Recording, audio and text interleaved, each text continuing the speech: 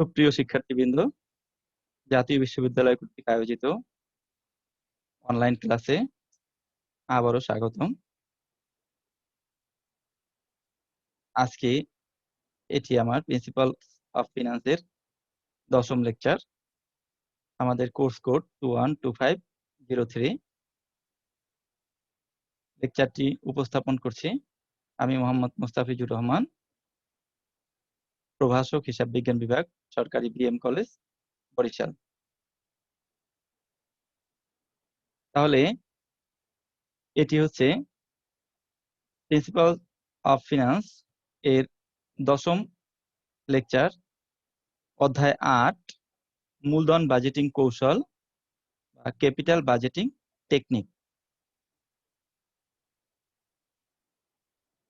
এই লেকচার শেষে আমরা যে বিষয়ে জানতে পারবো সেগুলো হলো বিনিয়োগ প্রকল্প মূল্যায়নের পদ্ধতি, মেথডস অফ প্রজেক্ট ইভ্যালুয়েশন, সনাতন পদ্ধতি, ট্রেডিশনাল মেথড, বাট্টাকৃত নগদ প্রবাহ পদ্ধতি, ডিসকাউন্টেড ক্যাশ ফ্লো মেথড বা ডিসিএফ মেথড। প্রথমেই বিনিয়োগ প্রকল্প মূল্যায়নের পদ্ধতি, মেথডস অফ প্রজেক্ট ইভ্যালুয়েশন। বিনিয়োগ প্রকল্প মূল্যায়ন পদ্ধতি বলতে কি বোঝায়? কোনো প্রকল্পে বিনিয়োগ করার পূর্বে যে পদ্ধতি অবলম্বন করে প্রকল্পের মুনাফা যোগ্যতা নির্ণয় করে উত্তম প্রকল্প নির্বাচন করা হয়, সেই প্রক্রিয়াটিকেই বিনিয়োগ প্রকল্প মূল্যায়ন পদ্ধতি বলে। তাহলে মূল বিষয়টি হলো এই যে যখনই আমরা কোথাও বিনিয়োগ করব বা কোনো প্রকল্পে বিনিয়োগ করব, তখন সেই প্রকল্পটি মূল্যায়ন করার প্রয়োজন আছে। এখন এই প্রকল্পটি মূল্যায়ন করার জন্য যে পদ্ধতি অবলম্বন করা হয় সেগুলো কি বলা হয়? বিনিয়োগ প্রকল্প মূল্যায়ন পদ্ধতি।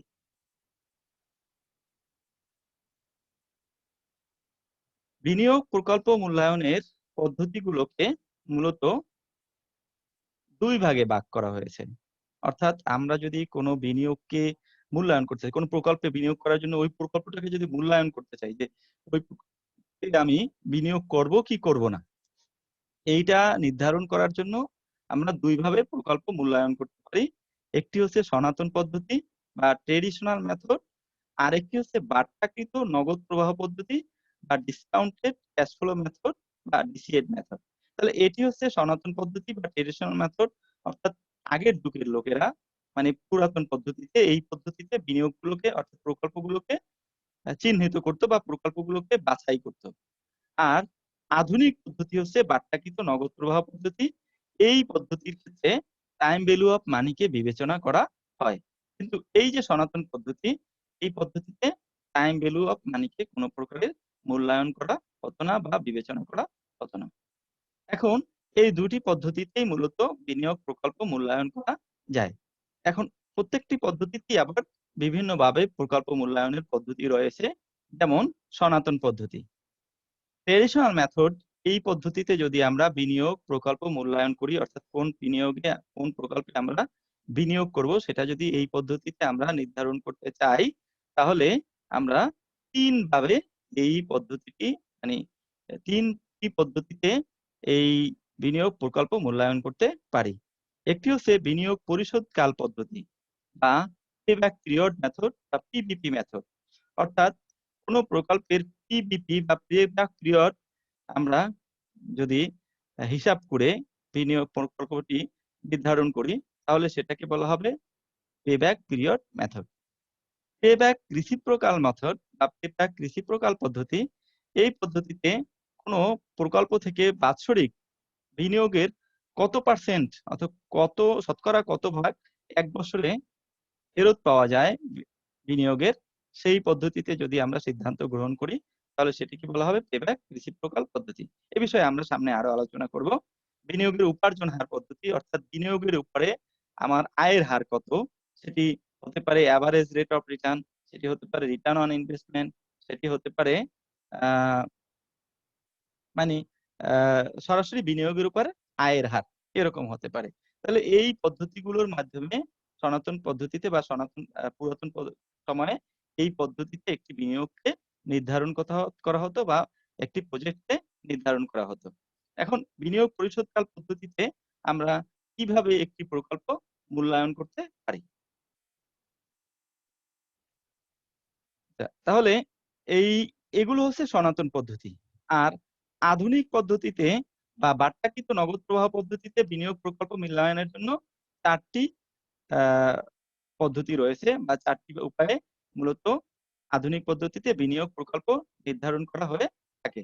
একটি হচ্ছে নেট বর্তমান মূল্য পদ্ধতি বা এনপিভি বা নেট প্রেজেন্ট ভ্যালু মেথড। আরেকটি হচ্ছে অভ্যন্তরীণ মুনাফার হার পদ্ধতি, ইন্টারনাল রেট অফ রিটার্ন বা আইআরআর মেথড। মুনাফা অর্জন ক্ষমতা সূচক পদ্ধতি, প্রফিটাবিলিটি ইনডেক্স মেথড অর্থাৎ পিআই মেথড, নেট মুনাফা অর্জন ক্ষমতা সূচক পদ্ধতি বা নেট প্রফিটেবল ইনডেক্স মেথড বা এনপিআই মেথড। আমি পর্যায়ক্রমে প্রত্যেকটি মেথড সম্পর্কে তোমাদের সম্মুখে আলোচনা করব। হুম। প্রথমে বিনিয়োগ পরিশোধকাল পদ্ধতি, যেটি সনাতন পদ্ধতির একটি পদ্ধতি। সনাতন পদ্ধতির একটি পদ্ধতি হচ্ছে পেব্যাক পিরিয়ড মেথড বা পিবিপি মেথড। এখন পিবিপি মেথডে আমরা যদি আ মানে প্রকল্প মূল্যায়ন করি, সেই ক্ষেত্রে আ পিবিপি মানে হচ্ছে বিনিয়োগ পরিশোধকাল পদ্ধতি। অর্থাৎ যেই সময়ের মধ্যে একটি প্রকল্প থেকে তার বিনিয়োগটি বা মূলধনটি আ ফেরত পাওয়া যায়, সেটাকে বলা হয় বিনিয়োগ পরিশোধকাল। যেমন ধরি একটি প্রকল্পে আমি ৳১,০০,০০০ বিনিয়োগ করেছি এবং প্রতি বছরে ৳২৫,০০০ সেখান থেকে আয় হবে। তাহলে আমার যে মূলধন সেটি ফেরত পেতে আমার সময় লাগবে ১,০০,০০০ ভাগ ২৫,০০০ অর্থাৎ ৪ বছর। তাহলে ৪ বছরে আমি বিনিয়োগটা ফেরত পাচ্ছি। এজন্য এটাকে বলা হবে পিবিপি হবে ৪ বছর। এই ক্ষেত্রে সাধারণত প্রকল্প যখন আমরা মূল্যায়ন করি বা প্রকল্প যখন আমরা গ্রহণ বা বর্জন সিদ্ধান্ত গ্রহণ করব, সেই ক্ষেত্রে পিবিপি যেই প্রকল্পের কম হবে, সেই প্রকল্পটি আমরা গ্রহণ করব। অর্থাৎ যদি ২ টি প্রকল্প থাকে যে একটি প্রকল্পের পিবিপি হচ্ছে ৩ বছর, আরেকটি প্রকল্পের পিবিপি হচ্ছে ৪ বছর। সেক্ষেত্রে যেই প্রকল্পটির পিবিপি কম, সেই প্রকল্পটি আমরা গ্রহণ করব। তো এখন এই পিবিপি নির্ধারণের ক্ষেত্রে ২ ধরনের পদ্ধতি রয়েছে। কারণ আমাদের কোন প্রকল্প থেকে প্রতি বছরে যেমন নির্দিষ্ট হারে আয় হতে পারে, ঠিক তেমনিভাবে প্রতি বছরে আলাদা, আলাদা আয়ও হতে পারে। যেমন ধরো যে একটি প্রকল্পে আমরা বিনিয়োগ করেছি, সেখান থেকে প্রতি বছর ৳২৫,০০০ আয় হয়। তাহলে এটাকে বলা হবে প্রতি বছর সমান হারে। এটাকে বলা হয় even cash flow. Even cash flow মানে সমহারে যদি টাকা আসে প্রতি বছরে উপার্জন যদি সমহারে হয়, তাহলে সেটিকে বলা হয় ইভেন ক্যাশ ফ্লো। আবার যদি এই টাকাটাই প্রতি বছর সমান হারে রিটার্ন না পাওয়া যায়, যেমন ১ম বছরে ২৫,০০০, দ্বিতীয় বছরে ৩০,০০০, তৃতীয় বছরে ৪০,০০০, পঞ্চম বছরে ৫০,০০০ এরকম। অর্থাৎ প্রতি বছরে যদি আলাদা, আলাদা ক্যাশ ফ্লো হয়ে থাকে, তাহলে সেটিকে বলা হয় আনইভেন ক্যাশ ফ্লো। তো ইভেন ক্যাশ ফ্লো থেকে যদি আমরা পিভিপি বের করতে চাই, তাহলে আমাদের সূত্র হবে এনসিও ভাগ এনসিবি। এখানে এনসিও দ্বারা বুঝাচ্ছে নেট ক্যাশ আউটলে অর্থাৎ ইনিশিয়াল ইনভেস্টমেন্ট। আর এনসিবি বা নেট ক্যাশ বেনিফিট। তাহলে আমরা প্রতি বছরে যে রিটার্ন পাই সেটাকে বলা হয় এনসিবি। আর যেটা প্রাথমিকভাবে বিনিয়োগ করা হয় সেটাকে বলা হয় এনসিও। তাহলে এনসিও কে যদি আমরা এনসিবি দ্বারা ভাগ করি, তাহলে পাবো পিবিপি বা পে ব্যাক পিরিয়ড। বিষয়টিকে একটি উদাহরণের সাহায্যে যদি আমরা প্রকাশ করি, তাহলে দেখা যাবে যে a project require an outlay of টাকা 1,00,000। একটি প্রকল্পে ৳১,০০,০০০ প্রয়োজন। It will yield an annual cash of টাকা 25,000 for 6 years। যেখান থেকে প্রতি বছরে ৳25,000 ফেরত পাওয়া যাবে অর্থাৎ রিটার্ন পাওয়া যাবে। Find out the payback period and surplus life. তাহলে পেব্যাক পিরিয়ড এর সাথে, সাথে আমরা সারপ্লাস লাইফ ও বের করতে পারি। সারপ্লাস লাইফ কাকে বলে? সারপ্লাস লাইফ মানে অতিরিক্ত জীবন। একটা প্রকল্পে মূলধন ফেরত আসার পরেও যে তত বছর আ মুনাফা পাওয়া যায় সেটাকে বলা হয় সারপ্লাস লাইফ। অর্থাৎ মূলধন ফেরত আসার পরে যেই কয় বছর অতিরিক্ত মুনাফা পাওয়া যায় সেটাকে বলা হয় সারপ্লাস লাইফ। তাহলে এখানে আমরা দেখি আমাদের মোট বিনিয়োগ হচ্ছে এনসিও হচ্ছে ৳১,০০,০০০ আর এনসিবি হলো 25,000। তাহলে ৳১,০০,০০০ হচ্ছে এনসিও আর এনসিবি হচ্ছে ৳25,000। এখন যদি আমরা পেব্যাক পিরিয়ড বের করি অর্থাৎ পিভিপি বের করি, তাহলে আমাদের সূত্রটি হচ্ছে কি এনসিও ভাগ এনসিবি। কারণ এনসিও ভাগ এনসিবি এইখানে যদি আমরা মান বসিয়ে দিই, অর্থাৎ এনসিও সমান 1 লাখ আর এনসিবি হচ্ছে 25,000, তাহলে আমাদের ভাগ করলে যেটা আসবে সেটা হচ্ছে 4, অর্থাৎ 4 ইয়ার্স। তাহলে এই প্রকল্পটির পিভিপি হচ্ছে 4 ইয়ার্স।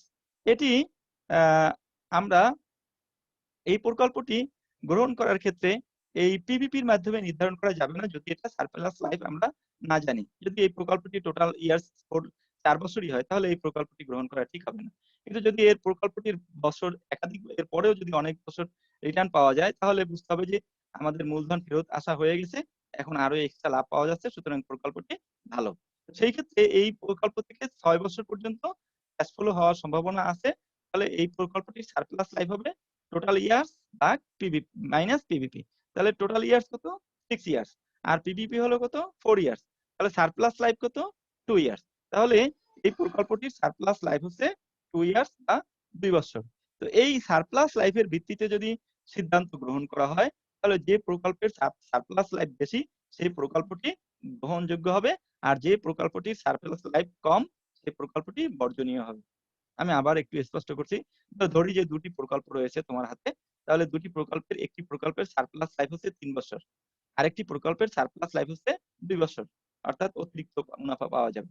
তাহলে যেই প্রকল্পটিতে সারপ্লাস লাইফ 3 বছর সেটি গ্রহণযোগ্য, কারণ 2 বছর যেটি সারপ্লাস লাইফ সেটি এটির চেয়ে কম, এই জন্য এটিকে গ্রহণ করা হবে না, গ্রহণ করা হবে যেটির সারপ্লাস লাইফ বেশি। তাহলে পিভিপির ক্ষেত্রে যেটির পিভিপি কম সেটি গ্রহণযোগ্য, সারপ্লাস লাইফের ক্ষেত্রে যেটির সারপ্লাস লাইফ বেশি সেটি গ্রহণযোগ্য।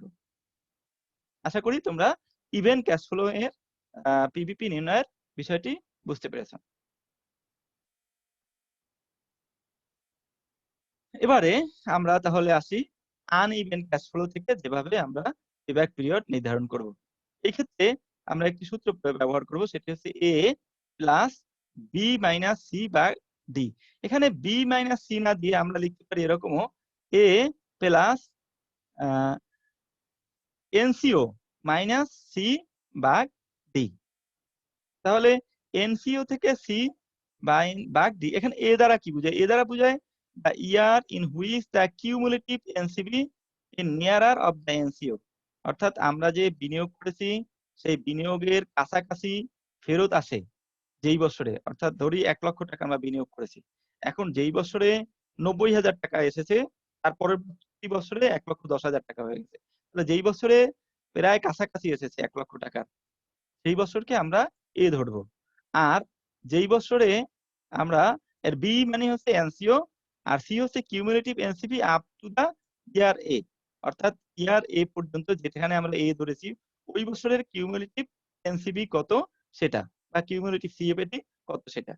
এবারে ডি হচ্ছে এনসিপি বা CFAT of the following year of A, অর্থাৎ এ যে বছরে আমরা ধরেছি সেই বছরের পরবর্তী বছরের সিএফএটিটাই হচ্ছে ডি। আমরা একটা উদাহরণের মাধ্যমে বিষয়টাকে উপস্থাপন করছি। দেখো যে Zakir and sons wants to invest taka 1 lakh in a certain project. Zakir and sons চাচ্ছে যে একটি প্রকল্পে 1 লক্ষ টাকা বিনিয়োগ করবে। The company expects following cash flows inflow after tax. তাহলে সিএফএটি চাচ্ছে প্রথম বছরে 20,000 টাকা, দ্বিতীয় বছরে 30,000 টাকা, তৃতীয় বছরে 40,000 টাকা এবং চতুর্থ বছরে 50,000 টাকা। এখন আমাকে নির্ধারণ করতে বলা হয়েছে পিভিপি। তো সেই ক্ষেত্রে আমরা যদি পিভিপি নির্ধারণ করি, এক্ষেত্রে আমি জানি না যে কোন বছরে 1 লক্ষ টাকা এসেছে, তাহলে প্রথম বছরে 20,000, দ্বিতীয় বছর 30,000, তাহলে ফেরত আসলো কত? 50,000 টাকা।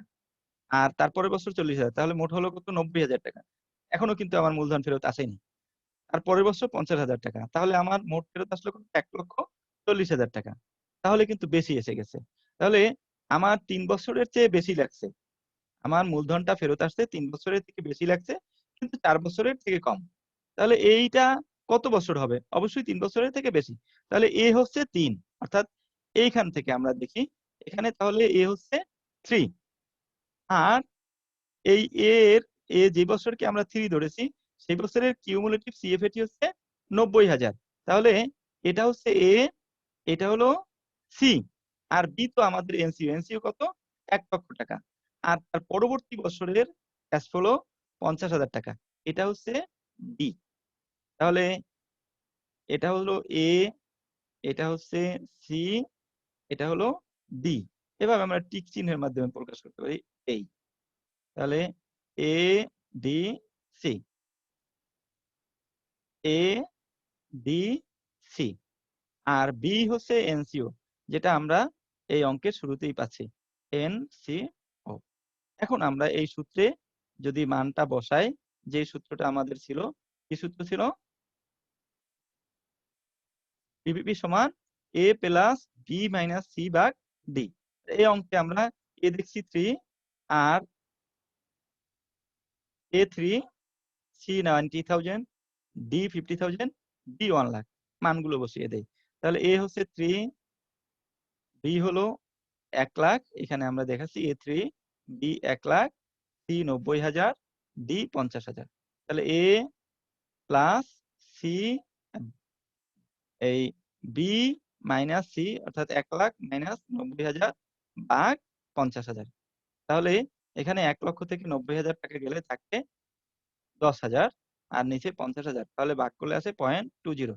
তাহলে এই অঙ্কের পেব্যাক পিরিয়ড হচ্ছে 3.20 ইয়ার্স, অর্থাৎ পেব্যাক পিরিয়ড হচ্ছে 3.20 ইয়ার্স।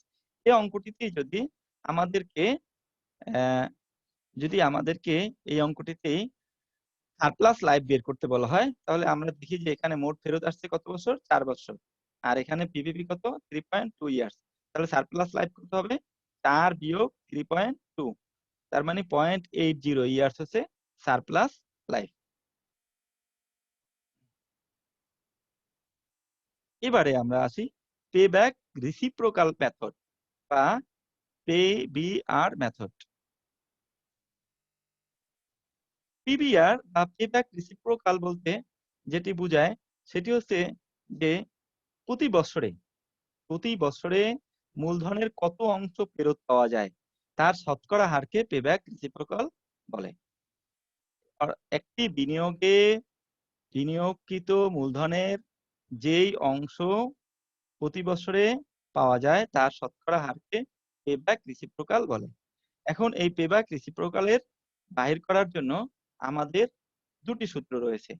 একটি হচ্ছে এনসিবি ভাগ এনসিও, যেটা আমাদের পিভিপি বাহির করার উল্টা। পিভিপি তে ছিল এনসিও ভাগ এনসিবি, আর পিবিআর হচ্ছে এনসিবি বাই এনসিও ইনটু 100। এই যদি আমরা প্রথম অঙ্কটি ধরি, অর্থাৎ আমাদের যে প্রথম অঙ্কটি ছিল সেটাও যদি আমরা ধরি, যে এই অঙ্কটার যদি আমাদের পেব্যাক রিসিপ্রোকাল বের করতে বলা হয়, তাহলে এখানে এনসিও হচ্ছে 1 লাখ আর এনসিবি হচ্ছে 25,000। এখন এটাকে যদি আমরা পিবিআর বের করতে চাই, তাহলে আমরা খুব সহজেই পিবিআর বের করতে পারবো। এনসিবি 25,000 আর এনসিও 1 লাখ ইন্টু 100, তাতে আসবে 25%। তাহলে পেব্যাক রিসিপ্রোকাল হচ্ছে 25%। কিন্তু আনইভেন ক্যাশ ফ্লোতে ক্ষেত্রে এই সূত্রটি এভাবে ব্যবহার করতে হবে, 1/পিভিপি। যদিও এভাবে কিন্তু আমরা ইভেন ক্যাশ ফ্লোতেও করতে পারি। যেমন আমাদের পিভিপি ছিল কত? 1 নম্বর অঙ্কে এই অঙ্কটাতে পিভিপি ছিল 4, তাহলে সূত্র হবে 1/4 ইনটু 100, তাহলে 25% হবে। কিন্তু যদি আমরা এই আনইভেন ক্যাশ ফ্লোর ক্ষেত্রে বের করতে চাই, তাহলে তো এনসিবিটা আমাদের নির্ধারিত এনসিবি না, প্রতি বছর আলাদা আলাদা। সেই ক্ষেত্রে অবশ্যই পিভিপিটা বের করে নিতে হবে আগে। তাহলে যদি আমরা পিভিপি আগে বের করে নেই, তারপরে পিবিআর বের করা সহজ হবে। সূত্র হবে কি? 1/পিভিপি ইনটু 100। এখানে আমরা পিভিপি বের করেছি কত? 3.20 ইয়ার্স। তাহলে এটা যদি আমরা পিভিপির মান 3.20 বসাই, তাহলে 1/3.20 ইনটু 100, তাহলে আসে 31.25%। এটি হচ্ছে পেব্যাক রিসিপ্রোকাল। এখন এই পেব্যাক রিসিপ্রোকালের ক্ষেত্রে যেটা সিদ্ধান্তের ক্ষেত্রে যে এটা হবে, সেটা হচ্ছে যে আমরা প্রকল্প যদি নির্ধারণ করি বা প্রকল্প গ্রহণ বর্জনের ক্ষেত্রে যে প্রকল্পটির যদি একাধিক প্রকল্প আমাদের হাতে থাকে, সেই ক্ষেত্রে পেব্যাক রিসিপ্রোকাল বা পিবিআর যে প্রকল্পের বেশি হবে, পিবিআর যে প্রকল্পের বেশি হবে, আবার বলছি আমি, পেব্যাক রিসিপ্রোকাল যে প্রকল্পের বেশি হবে, মনে রাখবা যে পেব্যাক রিসিপ্রোকাল যার বেশি হবে সেই প্রকল্পটি গ্রহণযোগ্য, কিন্তু পিভিপি যার কম হবে সেটি গ্রহণযোগ্য। পিভিপি কম হওয়া মানে কি? তাড়াতাড়ি টাকা ফেরত পাওয়া। আর পিবিআর বেশি হওয়া মানে কি, প্রতি বছরে মূলধনের অধিক পরিমাণে টাকা মানে ফেরত পাওয়া।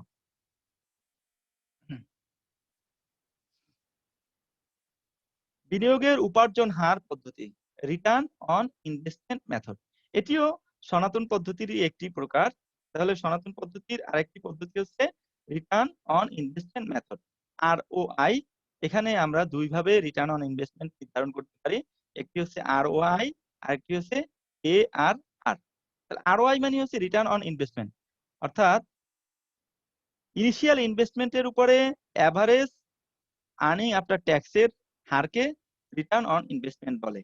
অ্যাভারেজ ইএটি প্রথমে উপরে, আর নিচে হচ্ছে অরিজিনাল ইনভেস্টমেন্ট বা ইনিশিয়াল ইনভেস্টমেন্ট ইনটু 100, তাহলে পাবো ROI। আর ARR বা অ্যাভারেজ রেট অফ রিটার্ন যেটা, সেটা হচ্ছে অ্যাভারেজ ইএটি ভাগ অ্যাভারেজ ইনভেস্টমেন্ট। মনে রাখতে হবে যে এই দুটোই রিটার্ন। সুতরাং রিটার্নের ক্ষেত্রে সিদ্ধান্ত গ্রহণ পদ্ধতি হচ্ছে এই যে যদি যে প্রকল্পটির রিটার্নের হার বেশি সেই প্রকল্পটি গ্রহণযোগ্য, সেক্ষেত্রে ROI হলেও এবং ARR হলেও দুটি প্রকল্প যখনই আমরা বাছাই করব যে প্রকল্পটির ROI বেশি বা ARR বেশি সেই প্রকল্পটি গ্রহণযোগ্য। এক্ষেত্রে ইনিশিয়াল ইনভেস্টমেন্ট আমরা আগেই শিখেছি, সেটা ছিল হচ্ছে initial cost of machinery plus WC।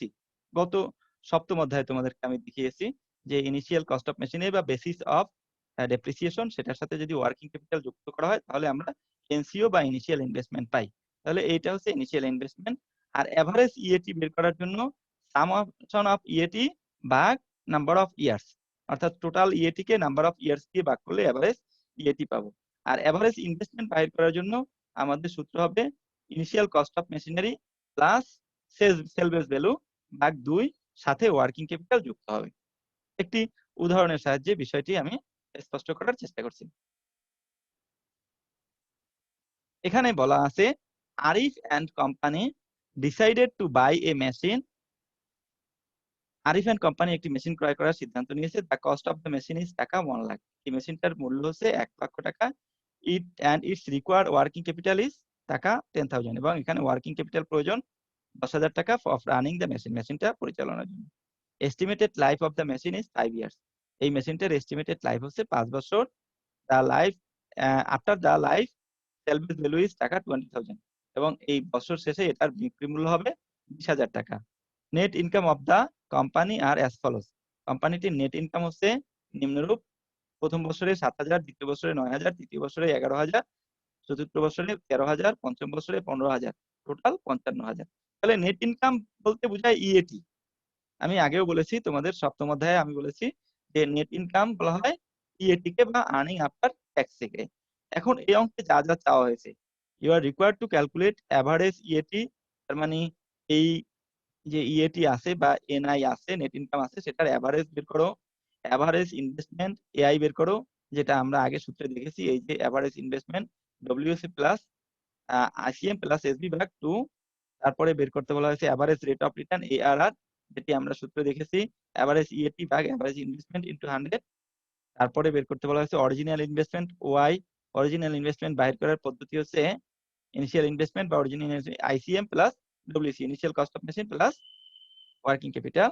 তারপরে রিটার্ন অন ইনভেস্টমেন্ট ROI, যেটি এখানে আছে এভারেজ ইএটি ভাগ ইনিশিয়াল ইনভেস্টমেন্ট। এখন এই অঙ্কে তাহলে আমরা প্রথমে দেখি এভারেজ ইএটি বের করার জন্য টোটাল ইএটি কে আমাদের নাম্বার অফ ইয়ার্স দিয়ে ভাগ করতে হবে। এখানে নাম্বার অফ ইয়ার্স কতগুলো রয়েছে? 5টা। আর টোটাল ইএটি রয়েছে কত? 55,000। তাহলে আমাদের এভারেজ ইএটি কত হবে? 55,000 ভাগ 5, অর্থাৎ 11,000 টাকা। এরপরে আমাদের যে বিষয়টি চাওয়া হয়েছে সেটা হচ্ছে average investment AI। Average investment বাহির করার সূত্র হচ্ছে working capital plus initial cost of machine plus সেলভেজ value ভাগ 2। তাহলে এখানে দেখো ওয়ার্কিং ক্যাপিটাল কত রয়েছে? 10,000 টাকা, ইনিশিয়াল ইনভেস্টমেন্ট 1 লক্ষ টাকা, আর সেলভেজ ভ্যালু 20,000 টাকা। বিষয়টিকে আমরা সূত্রে যদি বসিয়ে দেই তাহলে ওয়ার্কিং ক্যাপিটাল 10,000, ইনিশিয়াল ইনভেস্টমেন্ট 1 লক্ষ মানে ICM, initial cost of machinery, সেলভেজ value 20,000, 1 লক্ষ প্লাস 20,000। এটাকে যদি আমরা 2 দ্বারা ভাগ করি, 1 লক্ষ 20,000 কে 2 দ্বারা ভাগ করলে হবে 60,000 টাকা। এই 60,000 টাকাকে সাথে ওয়ার্কিং ক্যাপিটাল 10,000 টাকা যুক্ত করলে আমাদের এভারেজ ইনভেস্টমেন্ট হবে 70,000 টাকা। তাহলে এভারেজ ইনভেস্টমেন্ট হলো 70,000 টাকা। এটি আমাদের 2 নাম্বার রিকোয়ারমেন্টের উত্তর।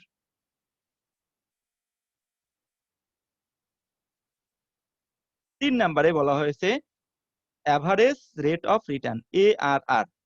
ARR বাহির করার জন্য যে পদ্ধতি রয়েছে সেটি হলো এভারেজ ইএটি ভাগ average investment. Average investment EAT আমাদের এখানে বের করা আছে 11,000 টাকা, আর এভারেজ ইনভেস্টমেন্ট হচ্ছে 70,000 টাকা। তাহলে ARR হচ্ছে 11,000 ভাগ 70,000 ইন্টু 100, 15.71%। এরপরে রিকোয়ারমেন্ট ছিল অরিজিনাল ইনভেস্টমেন্ট বা OI। তাহলে অরিজিনাল ইনভেস্টমেন্ট বা ইনিশিয়াল ইনভেস্টমেন্ট সমান হচ্ছে ICM প্লাস ওয়ার্কিং ক্যাপিটাল। তাহলে initial cost of machinery plus working capital. Initial cost of machinery 1 লক্ষ টাকা আর ওয়ার্কিং ক্যাপিটাল 10,000। তাহলে মোট ইনভেস্টমেন্ট হচ্ছে ইনিশিয়াল ইনভেস্টমেন্ট হচ্ছে 1,10,000 টাকা। এবারে ROI বা রিটার্ন অন ইনভেস্টমেন্ট সূত্র হচ্ছে এভারেজ ইএটি ভাগ ইনিশিয়াল ইনভেস্টমেন্ট। এভারেজ ইএটি এখানে আমরা বের করেছি 11,000 টাকা, আর ইনিশিয়াল ইনভেস্টমেন্ট এখানে বের করা রয়েছে সেটি হচ্ছে 1,10,000 টাকা। তাহলে আমরা যদি এটাকে শতকরা হারে প্রকাশ করি পাবো 10%। আশা করি তোমরা বিনিয়োগের উপার্জন হার পদ্ধতি সম্পর্কে জানতে পেরেছো। এখন আমরা বাট্টাকৃত নগদ প্রবাহ পদ্ধতি বা ডিসকাউন্টেড ক্যাশ ফ্লো মেথডে বিনিয়োগ প্রকল্প মূল্যায়নের পদ্ধতিগুলো শিখব। তাহলে বাট্টাকৃত নগদ প্রবাহ পদ্ধতিতে বিনিয়োগ প্রকল্প মূল্যায়নের পদ্ধতি রয়েছে চারটি। একটি হচ্ছে মানে এনপিভি, আরেকটি হচ্ছে পিআই, এনপিআই, আরেকটি হচ্ছে আইআরআর। মনে রাখবে এনপিভি যদি পজিটিভ হয় সেই ক্ষেত্রে প্রকল্পটি গ্রহণযোগ্য, আর এনপিভি যদি নেগেটিভ হয় তাহলে প্রকল্পটি গ্রহণযোগ্য হয়। সেটা কোন ক্ষেত্রে? যদি প্রকল্প হয় এরকম যেটাতে এই একসেপ্ট আর রিজেক্ট প্রকল্প, অর্থাৎ গ্রহণ বর্জন পদ্ধতির ক্ষেত্রে এটা হবে। মিউচুয়ালি এক্সক্লুসিভ প্রজেক্টের ক্ষেত্রে হবে যেটার প্রজেক্টের এনপিভি বেশি সেটি গ্রহণযোগ্য। অথবা যদি দুইটাই নেগেটিভ হয় তাহলে যার নেগেটিভ কম, অর্থাৎ এনপিভি যার কম নেগেটিভ হবে সেটা গ্রহণযোগ্য, অথবা দুটার একটিও গ্রহণযোগ্য নয়। আর দুটি প্রকল্প যদি আমরা সিদ্ধান্ত গ্রহণ করতে চাই, দুটি প্রকল্পের যদি এনপিভি একই হয়, মানে একটাতে পজিটিভ হয়, তাহলে যেটা বেশি পজিটিভ অর্থাৎ যেটার এনপিভি বেশি সেটা গ্রহণযোগ্য। পিআই এটা হচ্ছে প্রফিটেবিলিটি ইন্ডেক্স, যেটার ভালো মানে যেটার বেশি সেটা গ্রহণযোগ্য, এনপিআই যার বেশি গ্রহণযোগ্য।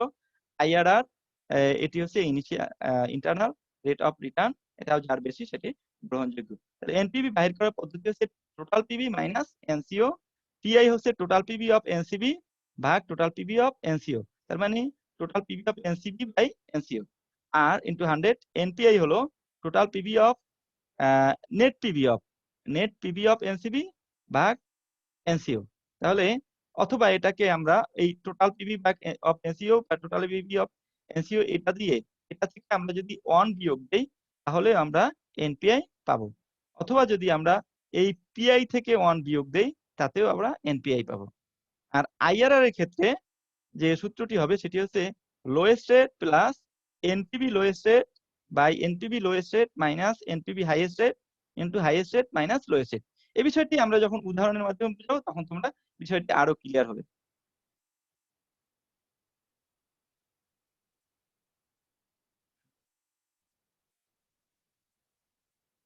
যেমন এখানে বলা আছে an investment required টাকা 5 lakh initial outflow that will provide। একটি ইনভেস্টমেন্টের টাকার প্রয়োজন হচ্ছে 5 লক্ষ টাকা, তার মানে এনসিও হচ্ছে 5 লাখ টাকা এই অঙ্কে, যেটা উইল প্রোভাইড টাকা 2 লাখ টাকা 250 লাখ 2,50,000, 1,50,000, 1,90,000, অর্থাৎ 2 লাখ 2,50,000, 1,50,000, 1,90,000 টাকা, যেখান থেকে পাওয়া যাবে রিটার্ন হিসেবে কত 1, 2, 3, 4 বছর রেসপেক্টিভলি, অর্থাৎ 1 থেকে 4 বছর পর্যন্ত যথাক্রমে 2 লাখ 2,50,000, 1,50,000, 1,90,000 পাওয়া যাবে। সেই ক্ষেত্রে অপরচুনিটি কস্ট বা ফান্ড 13.50%, যেটাকে বলা হয় ডিসকাউন্টেড রেট বা অপরচুনিটি কস্ট অথবা কস্ট অফ ইকুইটি। এটা এখন এটা দিয়ে calculate the following and comment about making investment, অর্থাৎ নিচের বিষয়গুলো ক্যালকুলেট করো এবং এই ক্ষেত্রে ইনভেস্টমেন্ট করা হবে কিনা সেটি সিদ্ধান্ত গ্রহণ করো বা সিদ্ধান্ত জানাও। তাহলে এনপিভি প্রথমে চাওয়া হয়েছে এনপিভি নেট প্রেজেন্ট ভ্যালু, 2 নম্বরে পিআই, 3 নম্বরে এনপিআই, 4 নম্বরে আইআরআর।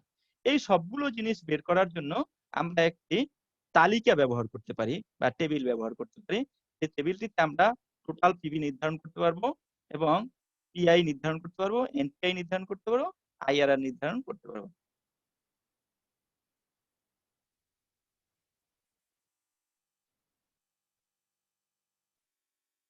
যেমন এখানে দেখি আমরা প্রথম বছরে আমাদের আয় হয়েছে 2 লক্ষ টাকা। তাহলে সিএফএটি হচ্ছে 2 লক্ষ টাকা। যেহেতু এই অঙ্কে কোনো ট্যাক্স রেট দেয়া নেই, সেই জন্য সিএফএটি 2 লক্ষ টাকায় নির্ধারণ করা হয়েছে। যদি ট্যাক্স রেট থাকতো তাহলে আমরা এটাকে এই পদ্ধতিতে নির্ধারণ করতাম সিএফএটিটা। তাহলে যদি আমাদের অঙ্কের ট্যাক্স রেট থাকতো সেই ক্ষেত্রে আমরা এই রেভিনিউ থেকে দেয়া থাকতো অথবা ইবিআইটি দেয়া থাকতো। ইবিআইটি দেওয়ার পরে আমরা ডেপ্রিসিয়েশন বাদ দিতাম। ডেপ্রিসিয়েশন বাহির করার জন্য আমাদের পদ্ধতি হচ্ছে মোট টাকাকে অর্থাৎ কস্ট অফ মেশিনারি বা C minus SB sale base value ভাগ এন, সেটা দিয়ে আমরা ডেপ্রিসিয়েশন বের করতাম। তাহলে ইবিআইটি থেকে ডেপ্রিসিয়েশন বাদ দিয়ে ইবিটি নির্ণয় করতাম। ইবিটি থেকে ট্যাক্স বাদ দিলে আমাদের হতো ইএটি, ইএটির সাথে ডেপ্রিসিয়েশন যোগ করলে সিএফএটি। তাহলে এই পদ্ধতিতে আমরা সিএফএটি নির্ধারণ করতাম যদি এই অঙ্কে ট্যাক্স দেয়া থাকতো। যেহেতু অঙ্কটিতে ট্যাক্স দেয়া নেই তাহলে আমরা ধরে নিলাম এই টাকাগুলো সবগুলোই সিএফএটি অর্থাৎ ক্যাশ ফ্লো আফটার ট্যাক্স। যদি এরকম তোমাদের ক্যাশ ফ্লো আফটার ট্যাক্স না থেকে ক্যাশ ফ্লো বিফোর ট্যাক্স দেওয়া থাকে অর্থাৎ ইবিআইটি যদি দেওয়া থাকে তাহলে এইখানে এই ক্ষেত্রে এই সিএফএটির আগে আরো কয়েকটি ঘর যুক্ত করতে হবে। প্রথমটি হবে তাহলে ইবিআইটি, তারপরটি ডেপ্রিসিয়েশন, তারপরেরটা হচ্ছে ইবিটি, তারপরেরটা ট্যাক্স, তারপরেরটা হবে ইএটি, তারপরেরটা হবে সিএফএটি। তাহলে এই কয়টা ঘর অতিরিক্ত হবে যেগুলো আমি এখানে এই কলাম আকারে দেখিয়েছি। আশা করি তোমরা বিষয়টি বুঝতে পেরেছো অথবা বই থেকে আরো সহযোগিতা নিলে বিষয়টি আরো স্পষ্ট হবে। কিন্তু আমাদের অঙ্ক লাগবে সিএফএটি থেকে শুরু করতে হবে। তাহলে সিএফএটি থেকে আমাদের যেহেতু 13 পয়েন্ট ডিএফ হচ্ছে 13.50%, এটা দিয়ে আমাদের ডিসকাউন্টেড ফ্যাক্টর বের করতে হবে। আর ডিসকাউন্ট ফ্যাক্টর বাইর করার পদ্ধতি হচ্ছে 1 ভাগ 1 প্লাস আর পাওয়ার এন। তার মানে 1 সূত্রের 1 প্লাস আর হচ্ছে 0.1350, এখানে 1.1350 এটাকে আমরা এখানে বসাবো এবং এই পাওয়ার এন, এন হলো যদি 1 বছর হয় তাহলে 1, যদি 2 বছর হয় তাহলে 2, 3 বছর হলে 3, 4 বছর হলে 4। তাহলে 1 কে আমরা 1.1350 দিয়ে ভাগ করলে যেটা পাবো সেটা হচ্ছে প্রথম বছরের ডিসকাউন্টেড বা ডিসকাউন্ট ফ্যাক্টর, এটাকে পিবিআইএফ বলা হয়। আর যদি আমরা এটাকে আবার ভাগ করি 1.1350 দ্বারা, তার মানে যদি 1.1350 পাওয়ার 2 দিয়ে ভাগ করি তাহলে আসবে এটি। তারপর আবার যদি 1.1350 দিয়ে ভাগ করি তাহলে আসবে 0.6869। তাহলে এই প্রতি বছরের ডিসকাউন্ট ফ্যাক্টর এরকম আসবে। এটি তোমাদের বইয়েও দেয়া রয়েছে, সেখান থেকে নির্ধারণ করে নিতে পারো। তাহলে এই সিএফএটি কে আমরা যদি ডিসকাউন্ট ফ্যাক্টর দিয়ে গুণ করি তাহলেই পাবো পিবি বা প্রেজেন্ট ভ্যালু। এখানে এই 2 লক্ষকে ডিএফ দিয়ে গুণ করলাম তাহলে আমরা পাই 1,76,200। এটাকে ডিসকাউন্ট ফ্যাক্টর দিয়ে গুণ করলে 1,94,050, 1,50,000 কে এটা দিয়ে গুণ করলে 1,03,035। ঠিক এরকম গুণ করে আমরা সবগুলো পিবি পেয়েছি, 4 বছরেরই পিবি পেয়েছি। এখন তাহলে টোটাল পিবি হবে 4 বছরে 5,75,486 টাকা। এখন আমরা জানি যে এনপিভির সূত্র কি? এনপিভি সমান total PV by NCO minus NCO. এখানে এনসিও হচ্ছে 5 লাখ আর আমরা টোটাল পিভি পেয়েছি 5,75,486 টাকা। তাহলে আমাদের এনপিভি হবে রিকোয়ার্ড অন এর এনপিভি হচ্ছে টোটাল পিভি মাইনাস এনসিও 5,75,486 বিয়োগ 5 লাখ 75,486। এইটি হচ্ছে এই প্রকল্পের এনপিভি। এখন আমাকে যদি এই ইনভেস্টমেন্ট সংক্রান্ত সিদ্ধান্ত গ্রহণ করতে হয় তাহলে আমি বলবো যে as the NPV of this project is positive so I must accept this project। তাহলে এটা হচ্ছে সিদ্ধান্ত। এবারে আমাদের পিআই, 2 নাম্বার রিকোয়ারমেন্ট ছিল পিআই। আমরা জানি পিআই বাহির করার পদ্ধতি হচ্ছে টোটাল পিভি অফ এনসিবি ভাগ total PV of NCO. Total PV of NCO অর্থাৎ বিনিয়োগের বর্তমান মূল্য 5 লক্ষ টাকা আর এনসিবির বর্তমান মূল্য বা সিএফএটির বর্তমান মূল্য আছে 5,75,486। এই 5,75,486 বা কে 5 লক্ষ দ্বারা যদি আমরা ভাগ করি তাহলে আসবে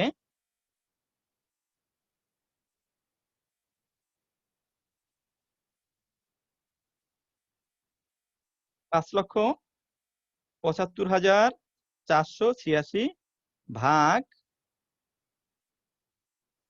5 লক্ষ 1.1509। তো 1.1509 কে আমরা 1.15 লিখতে পারি। তাহলে আমাদের এই পিআই হলো 1.15। এটাকে যদি আমরা শতকরা হারে প্রকাশ করি তাহলে 115% হবে। শতকরা হারে প্রকাশ না করলে প্রফিটেবিলিটি ইনডেক্স হচ্ছে 1.15। আর ৩ নাম্বার রিকোয়ারমেন্ট আমাদের এনপিআই। আমরা জানি এনপিআই এর সূত্র হচ্ছে কি পিআই মাইনাস 1। তাহলে পিআই মাইনাস 1 দিলে 1.15 মাইনাস 1 মানে 0.15 হচ্ছে এই অঙ্কটির পিআই। যেহেতু এনপিআই হচ্ছে ১ এর থেকে বেশি, পিআই ১ এর থেকে বেশি, সুতরাং প্রজেক্টটি গ্রহণযোগ্য। আবার এনপিআই যেহেতু পজিটিভ, সুতরাং প্রকল্পটি গ্রহণযোগ্য। এটা আমাদের সিদ্ধান্ত আরকি। তাহলে এটাকে আমরা এই যে এনপিআই এটাকে অন্যভাবেও করতে পারতাম। অর্থাৎ এনপিভি, এনপিভি ভাগ এনসিও। এনপিভি ভাগ এনসিও মানে ৭৫,৪৮৬ ভাগ ৫ লাখ। তাতেও আমাদের 0.1509 আসবে।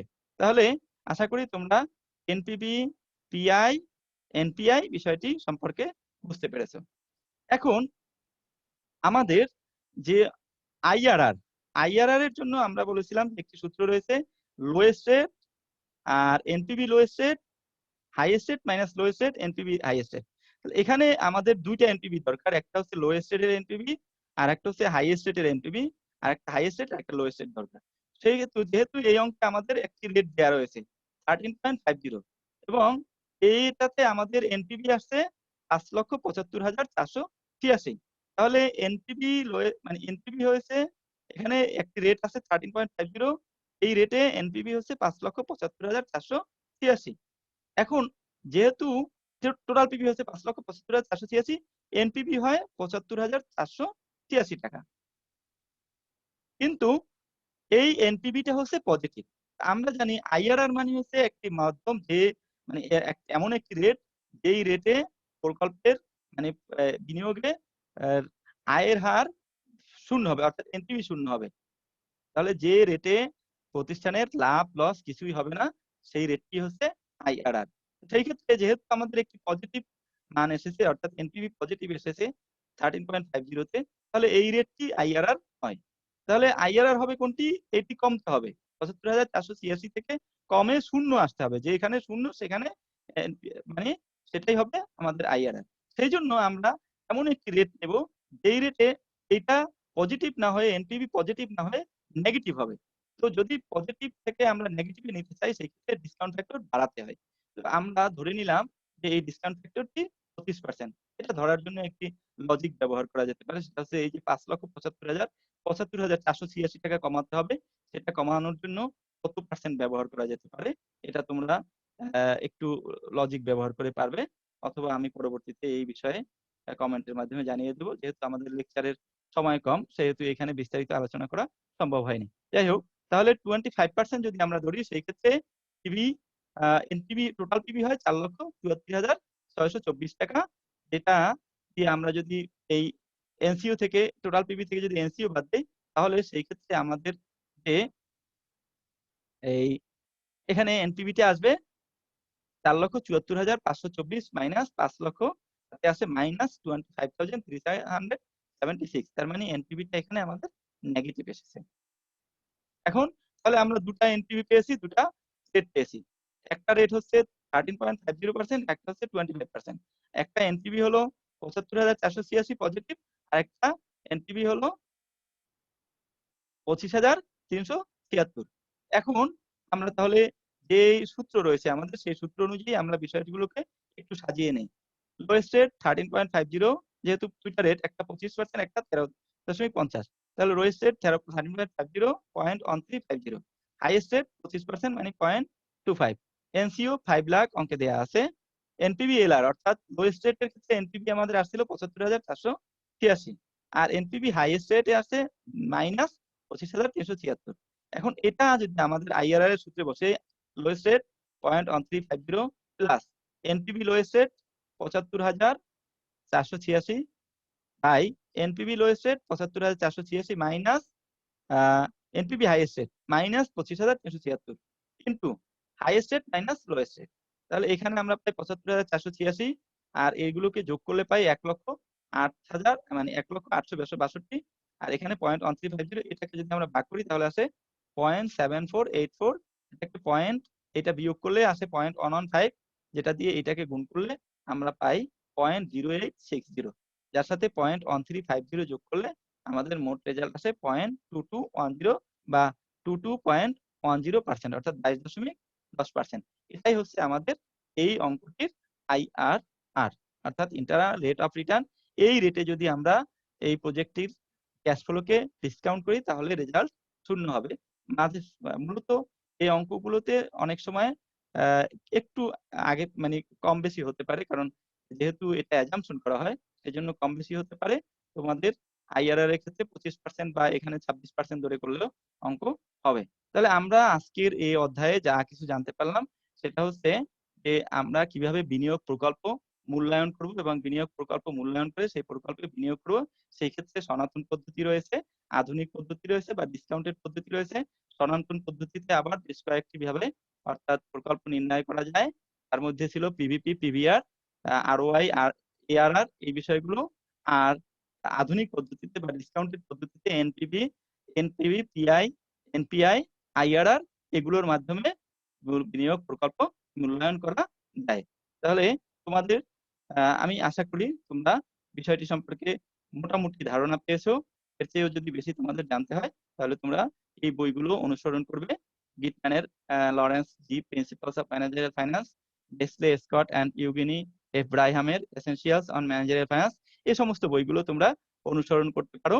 এবং যদি তারপরে সমস্যা হয় আমাদের ন্যাশনাল ইউনিভার্সিটির যে ওয়েবসাইটে বা যে সাইটে এই লেকচারগুলো দেওয়া হবে সেই লেকচারের কমেন্টে তোমরা সমস্যা সংক্রান্ত বিষয়ে জানাবে।